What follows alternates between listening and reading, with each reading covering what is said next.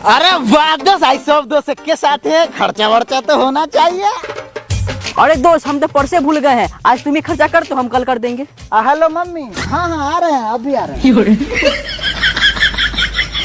हम अभी खड़े हैं बिहार के धरती पे, चलिए यहाँ के लोगों से कुछ पूछते हैं।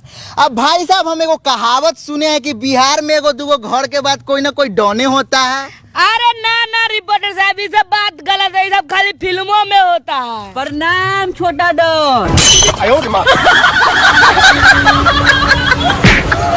जैसे कि आप देख रहे हैं कि हमारे साथ आज बिहार के एक नेता जुड़ चुके हैं, तो नेताजी आप ये बताइए कि बिहार में बाढ़ पीड़ित परिवार के लिए आप कुछ कर रहे हैं कि नहीं? अरे क्या बात कर रहा है, हम घर घर तक बाढ़ पीड़ित योजना पहुंचा रहे हैं। नेताजी, बाढ़ पीड़ित योजना में से 50% आपके खाता पर भेज दिए हैं कमीशन।